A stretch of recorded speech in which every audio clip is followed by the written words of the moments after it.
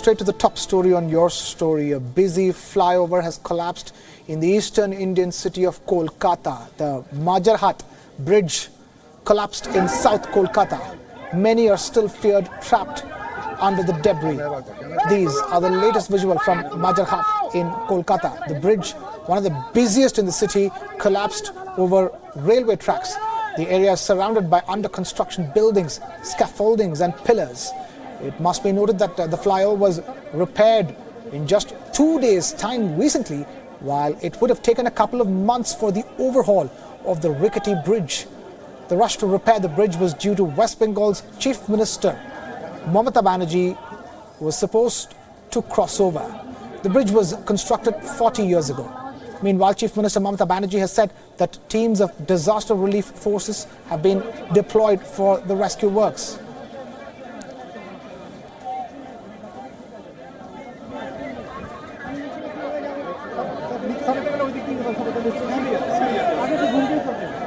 এটা আমি বলবো যে একটা ঘটনা ঘটেছে, দুর্ঘটনা ঘটেছে, কেন ঘটেছে, কি ঘটেছে সেটা পরে করব। আগে দেখতে হবে, সেটা তদন্ত করে নিশ্চয়ই দেখা হবে। কিন্তু যেটা হয়েছে সেটা হচ্ছে আগে ফার্স্ট যারা আহত আছেন তাদের চিকিৎসার ব্যবস্থা এবং যদি কারো কিছু ক্ষতি হয়ে থাকে সে ব্যাপারে আগে সরকারের সমস্ত ব্যবস্থা নেওয়াটা আগে মেন কাজ, রেস্কিউ এবং রিলিফ অপারেশন। এবং ওক্ষেত্রে আমাদের যাদের এনডিআরএফের সাথে আমাদের যেটা পাঁচটা আছে, আমাদের ডিজাস্টার ম্যানেজমেন্ট টিম ইতিমধ্যেই নেমেছে এবং ফায়ার ব্রিগেড কলকাতা কর্পোরেশন থেকে শুরু করে সবাই নেমেছে।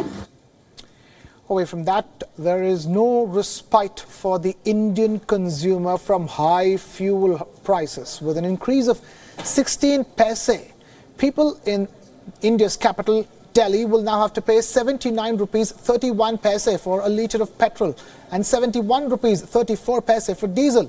But it's Mumbai that takes the cake for the highest fuel prices in the entire country. Thanks to exorbitant state taxes, people in Mumbai will have to shell out 86 rupees 72 paise for petrol, while diesel is at 75 rupees 74 paise for a litre. Petrol prices in Kolkata, Chennai and Bengaluru are also above the 82 rupee mark. Fuel price hikes have continued unabated in the midst of the downward spiral of the rupee and rising crude oil prices in the international market. India's oil minister Dharmendra Pradhan has blamed external factors for the rise in fuel prices and said that the drop in crude oil production is the culprit.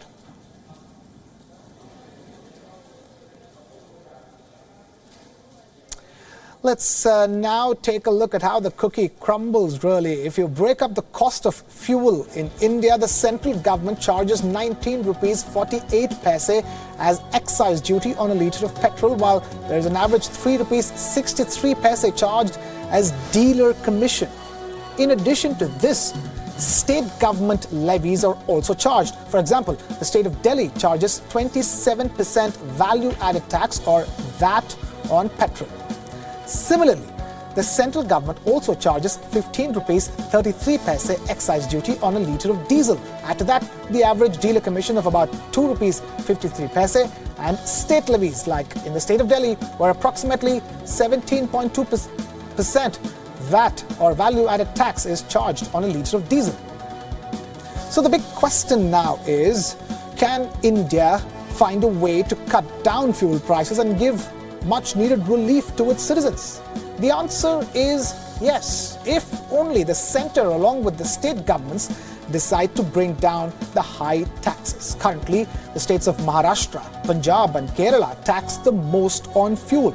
But these states have reduced taxes at different points of time. Like in May this year, Kerala had reduced petrol and diesel prices by 1 rupee. And before that, Maharashtra had reduced VAT or value-added tax by 2 rupees on petrol and by 1 rupee on diesel in October last year. Also in October last year, Gujarat had reduced the VAT on fuel by 4%. Globally, India ranks among the worst when it comes to fuel affordability. Indians end up paying over 50% taxes on fuel. Bangladesh levies 25% tax on fuel, while there's an average 21% tax on petrol in Europe. Norway and the Netherlands, however, have higher tax rates than India.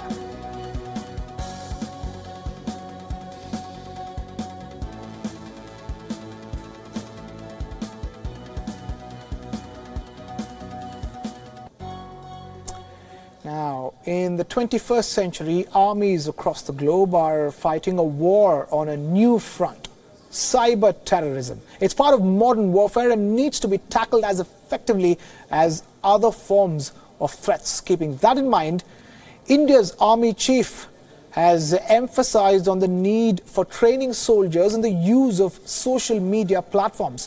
While speaking at an event, India's army chief, General Bipin Rawat, said soldiers cannot be denied access to social media and they should be allowed to use smartphones.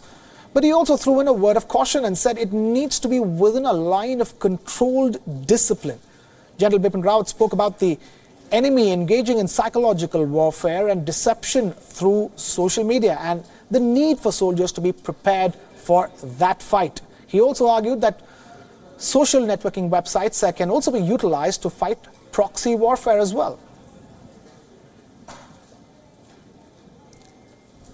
Our adversary will utilize social media for psychological warfare and deception. We must also leverage social media to our advantage. Can we therefore use the social media to educate our soldiers on what we wish to do, on what we do not wish to do? Can we also leverage social media for psychological warfare and deception, not just in conventional warfare, but in combating proxy war, insurgencies and terrorism? It is possible. General Rawat noted that the Indian Army needed to make optimal usage of social media in this age of communication and information. He said, and I quote, "Social media is here to stay. Soldiers will use social media. Our adversary will use social media for psychological warfare and deception. We must leverage it to our advantage." General Rawat noted that it was near impossible to prevent soldiers from using smartphones. He said, if you can't prevent the usage of smartphones, it is best to allow it. But what's important is to have means of imposing discipline. He said that he himself didn't own a smartphone, but that should not mean that his force should be denied it. Indian Air Force MiG-27 plane crashed near Jodhpur in the state of Rajasthan in India. The pilot has managed to escape the crash unhurt. This is not the first time that such an incident has taken place. According to reports, the plane crashed due to a technical fault. The Indian Air Force has ordered a detailed investigation into the mishap. In June this year, a MiG-27 upgrade jet crashed near Jodhpur during a routine sortie mission. In July, a pilot was killed after a MiG-21 aircraft crashed in the Kangra district of Himachal Pradesh.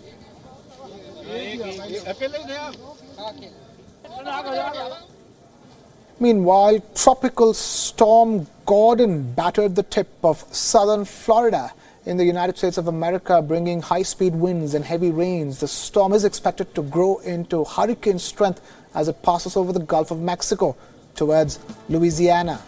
A time-lapse video shows black clouds looming over the Pensacola beach and the central U.S. Gulf Coast. With winds of up to 80 kilometers per hour, weather officials are bracing for the worst, and about 2 million people are under a hurricane watch or warning. This is not the first time the United States faces a massive hurricane threat. Last year, powerful hurricanes ravaged the states of Texas, Florida, and also Puerto Rico, causing thousands of deaths, hundreds of billions of dollars worth of damage, massive power outages, and devastation to hundreds of thousands of structures.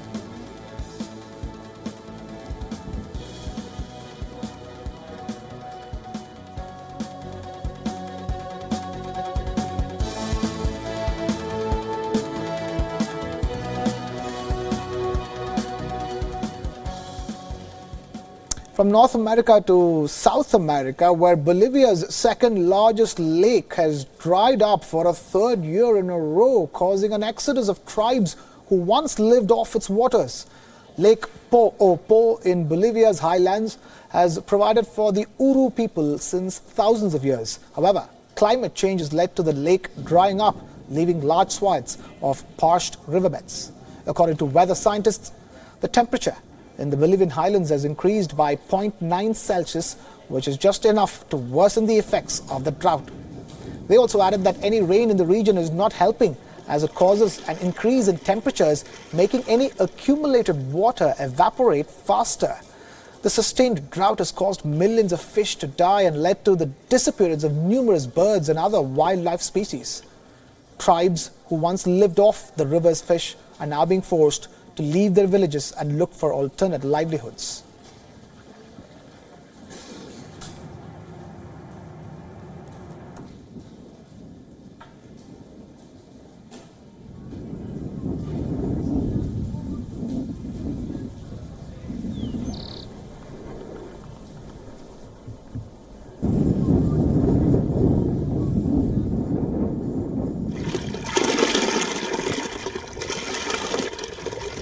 El lago ha vuelto a secar nuevamente por tercer año consecutivo.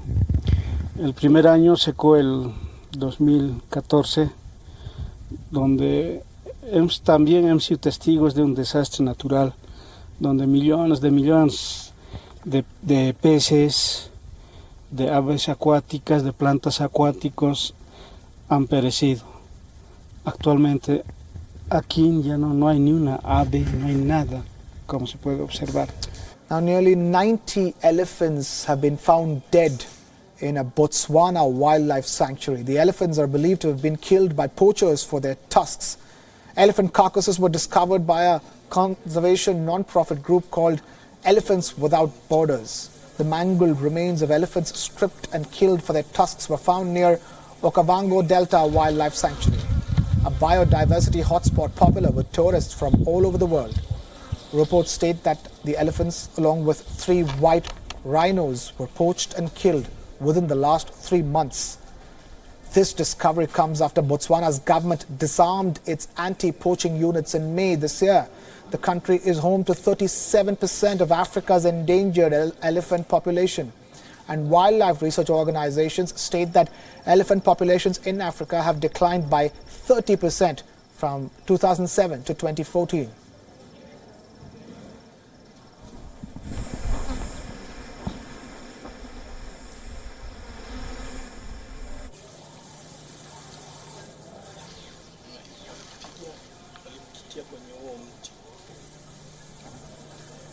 From Africa to China, where President Xi Jinping has pledged debt relief to some poorer African nations, attempting to push back against major criticism of his signature Belt and Road Initiative.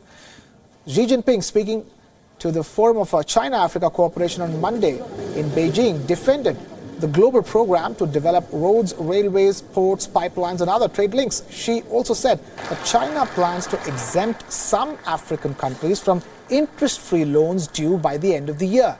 Beijing also announced an additional $60 billion loan to several African countries. In recent months, Beijing has faced criticism about its debt practices from countries ranging from Australia to India, with even some Chinese academics airing doubts at home.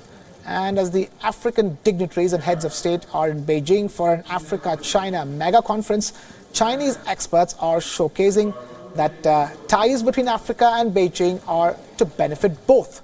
They also reject the perception that Chinese banks are pushing their African recipients into a debt trap. I think the Chinese investment, as I say, is more that Africans very need. It's more focused on the long-term economic growth. It's like we don't just give the chicken to Africa. If you cook the chicken with the soup and then you own the debts for China, from China, but we like the chicken have the eggs, and eggs have more chicken, and the chicken have more eggs. So eggs pay back to the return. I think no debts. It's like Mombasa and Nairobi Railway now contribute 1.5% of the economic growth for Kenya, and also contribute to the 6 Eastern African countries because most of them are landlocked. So this is no debts. American consulting firm McKinsey has published a report that Beijing is constantly referring. The report titled Dance of the Lions and Dragons, How are Africa and China engaging and how will the partnership evolve? It goes on to mention that Chinese firms have created nearly 300,000 jobs in 8 African countries.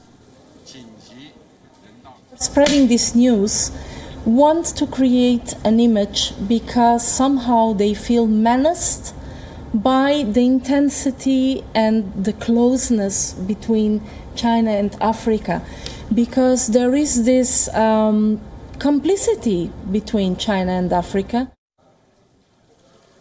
Although there are worries that China is pushing unsustainable levels of debt that could see smaller African states forced to hand over assets to Chinese control if they fail to repay.